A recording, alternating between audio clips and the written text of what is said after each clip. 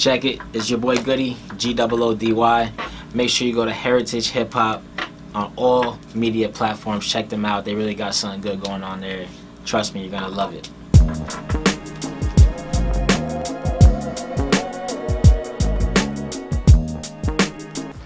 Peace and blessings, and welcome back to Heritage Hip Hop. We live in the lab today. That's why you see a different exterior. But the best thing about being live in the lab is when you get fresh sounds and you see fresh faces and you hear new music, you get the vibe with some of the creators of the future. Introduce yourself. You already know what it is. It's your boy Goody, Goody, representing New Jersey, holding it down. You already know what it is. The odd thing about people saying that is, this is what I say, everybody already knows. But a lot of people don't understand what they know. Okay. Because a lot of people always want music, but they don't really connect with the artist. So help me connect them to you. Who are you and where are you from exactly? Alright, so basically that's a great question, but I'm from Bloomfield. This is the home. I've been here 29 years strong, representing B-Town to the fullest. Basically, I'm all about positivity, staying focused, spreading love, and just getting a good message out, trying to just better people individually. Any way I can help, I'm always down to help.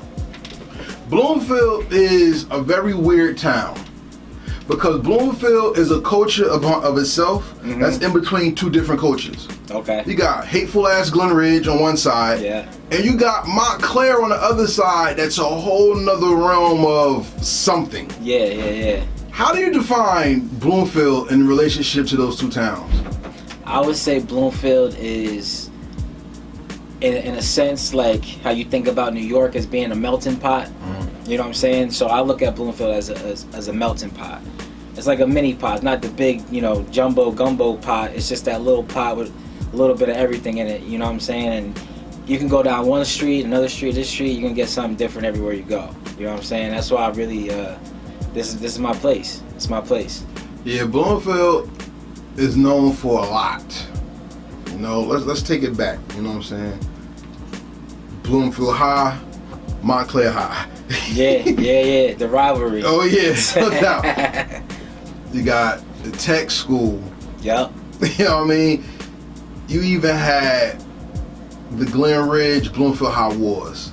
Okay. Back in the day. I'm not familiar with that. That's way back in the day though. Word. That's before me. Okay.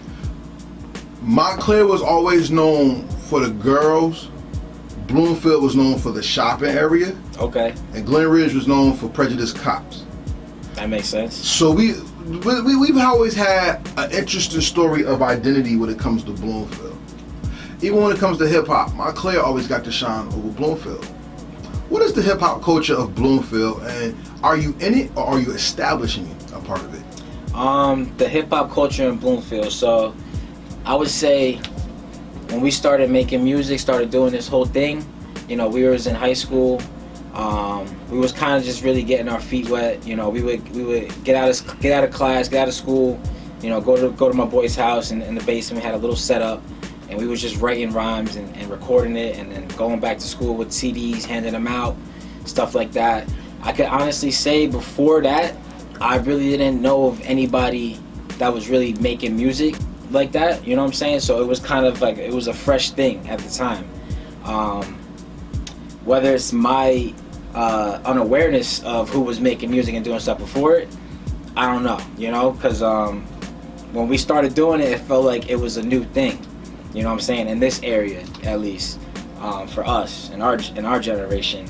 But we just kind of started something and we didn't stop. We just ran with it, and we just kind of built a monster out of it.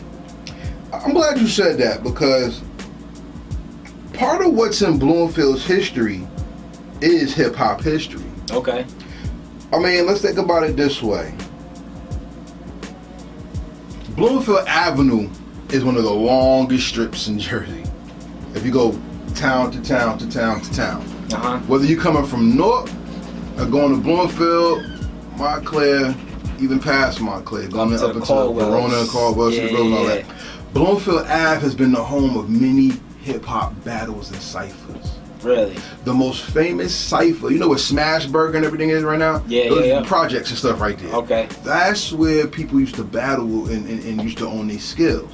That's where, if you know, Fatal Hussein, Outlaws, they used to be there. Outlaws, yeah. You know what I'm saying? Shout out to Jay Crush.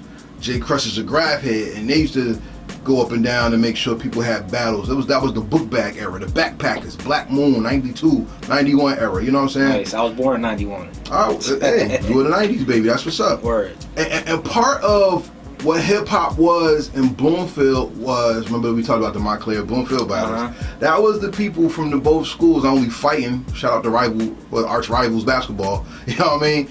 People used to go to that arcade that was down there and rhyme. People used to be on Bloomfield Avenue by the bus stop and rhyme. People would go by Bloomfield College right there and rhyme. Got you. How did you perfect your blade so that you are cutting sharp with your rhymes and not just rapping and saying things? Honestly, repetition. You know what I'm saying? Just doing it and doing it and doing it.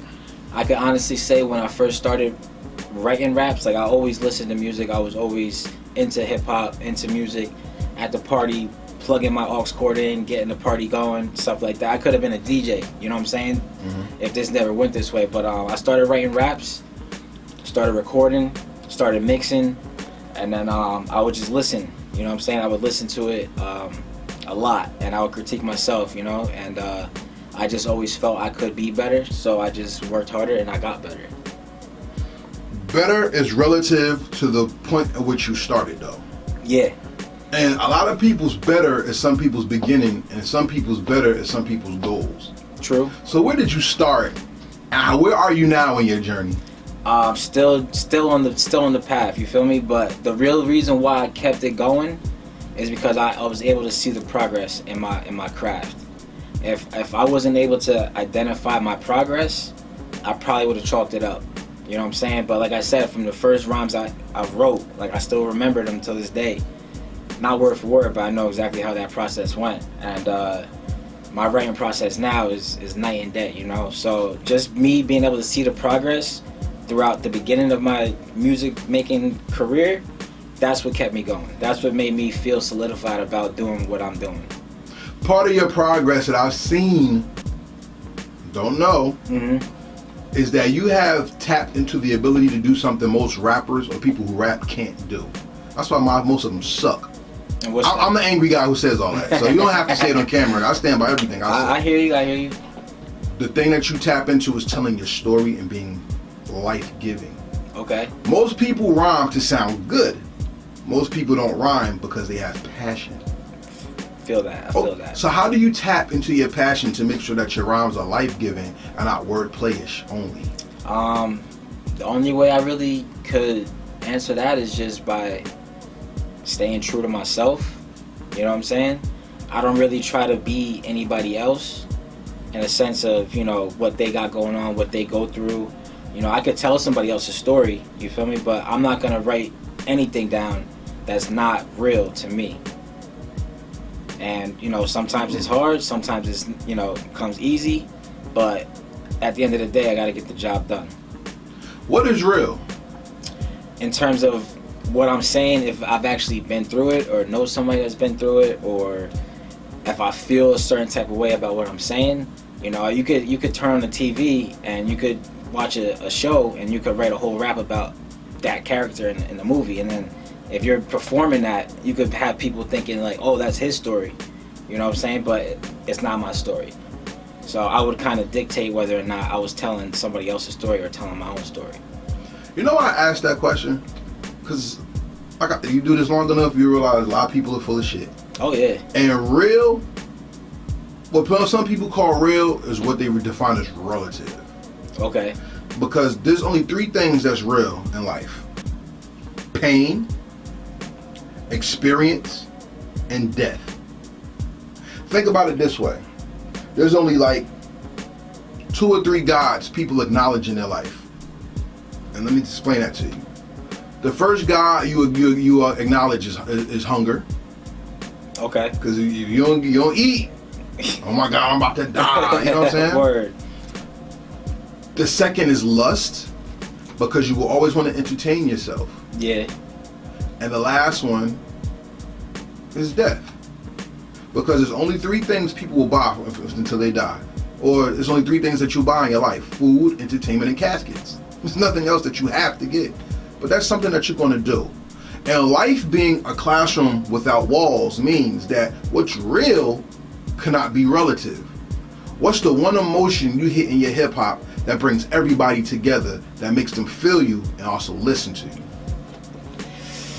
Oh man, I feel like if it had to be anything, I think it's more or less the fact that people that do know me know who I am and what I'm about. So when they hear me talking about certain things in my music, they can authenticate that. You know what I'm saying? Like that's what I feel like. Or actually, sometimes people be surprised when they hear my music. They're like, "Damn, like Goody, that was dope. Like, where'd that come from?" You know what I'm saying? But in reality, like, it's always been there. You know?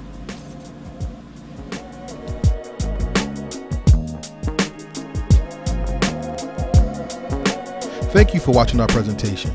We ask that you subscribe to our YouTube family and hit the notification bell for updates. Please like, comment, and share this video.